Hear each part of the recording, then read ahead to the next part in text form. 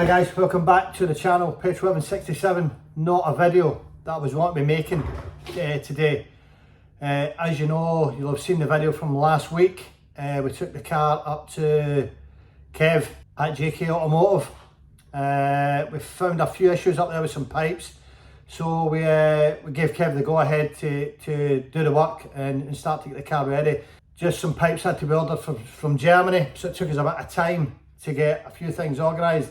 I went back up today fully expecting to get the car back, and it's not went to plan.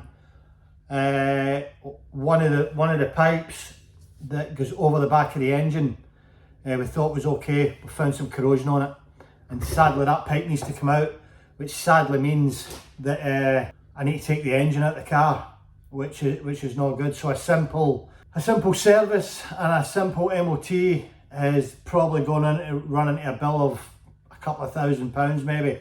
I'm already £1,000 into it with labour and the other work that was getting done. So it's not the end of the world. It's something we're going to have to do. So the plan is, I've gave Kid the go ahead. We're going to take the engine out on Saturday. While the engine's out of the car, there is a brake line that runs over the back of the gearbox, and there's two air conditioning pipes that run over the back, and they come down and make a connection underneath the car. But those sections of pipe can only be accessed once the engine's out. So because the car's 18-year-old, regardless of the condition they're in, they're coming out, and we're putting new pipes in. We'll regrass the system, but we're doing some brake pipes anyway. We'll just put a continuous new brake pipe in there, the one that goes over the back of the gearbox. Everything will be new. I'm going to change the expansion tank as well. That's 18-year-old as well. It looks like the original one. Looks in okay condition, but again, they're prone to splitting. While we get the engine out, it's a simple job.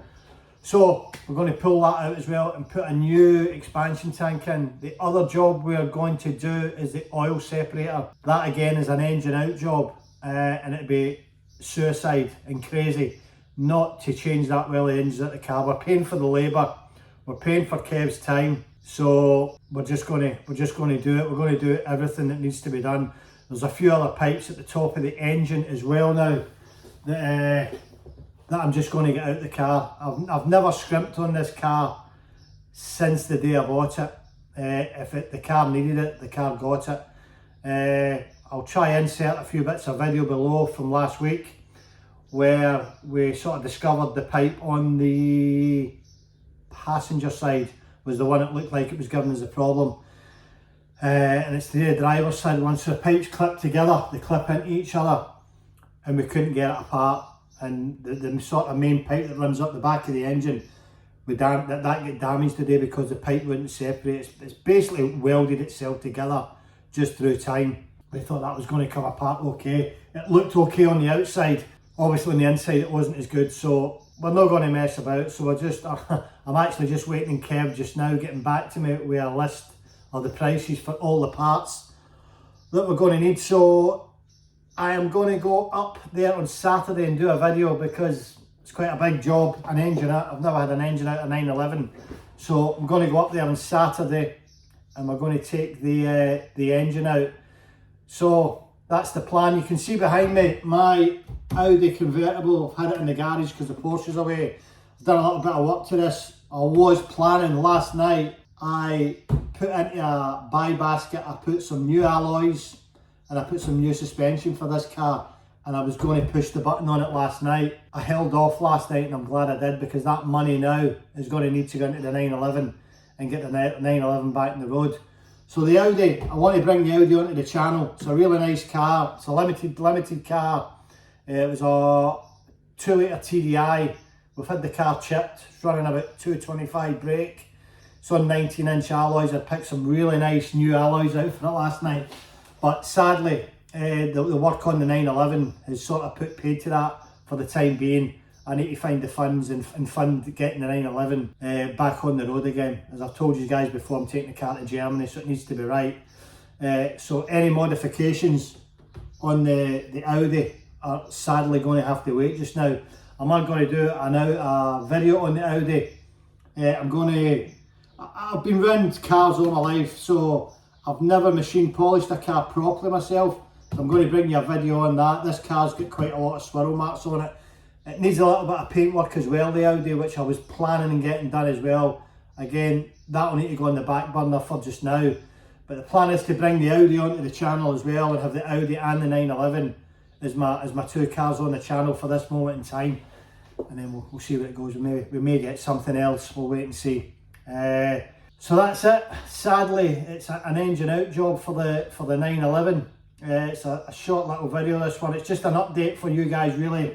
I've had some really good comments on the car over the last couple of weeks, so I'm trying to put a little video out once a week, or maybe once a fortnight. So it's just an update to let you know that sadly the engine is coming out of the car. There's some things there anyway. When I got the car, one of the pipes I spoke about, the air conditioning pipes, had a tiny hole in it and it wasn't holding the gas. And a garage done a temporary repair on that for me and said, we don't know how long it'll last, but it gassed up okay, and it sort of held gas for the last 5 years. But now the fact that I've got the engine out of the car, it makes sense. Anything that goes over the back of that gearbox that you can't get to on a normal service, I'm renewing it. I'm not messing about. It's getting renewed whether it needs it or not. Then at least I know if anything fails further back in that, I've got access to it. We can change it, and we can. It's an easy fix for Kev. While that engine's out that car, I'll probably spend a bit of time and give the block a clean and clean the engine bay, because anybody that knows a 911, the engine bays are really compact and you can't really get in there to clean them. So I'll go up on Saturday and do a bit of that as well. As I say, we will take the camera up there and we will get some footage of it for you. I was taking the engine out and then starting to rebuild the car again. So basically all the water pipes are getting replaced now. There's two huge long tubes that run the water from the back to the front, and sort of in the middle of the back of the car. I'm renewing them as well now. So everything is getting renewed. I'm not looking forward to Kev sending me what the total is going to be for this. It's, as I say, I've already spent quite a bit. It was about £700 in parts up until now, and I think I'm going to be at least another 700, if not more. But we'll go through the bill with you once we get the bill sorted out. Once Kev's itemised everything, I'll run through everything with you. I'll break down all the new bits I've done in the car. What I would say, anybody thinking about buying a 911, the best bit of advice I would give you is get the car on a ramp and get the under trays off the car, because the under trays on these cars hide a lot of stuff. There's parts of the car you can't see. There's brake lines that run in behind there, which is quite dangerous when you think about it.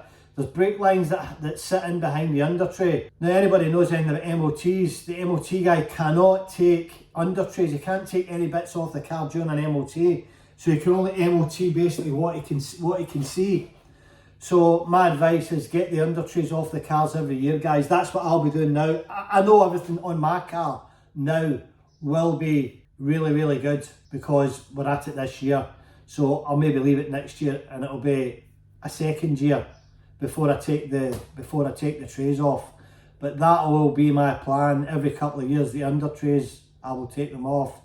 But any little bit of advice I would give anybody with a 911 is to get those under trays off and get those brake lines checked.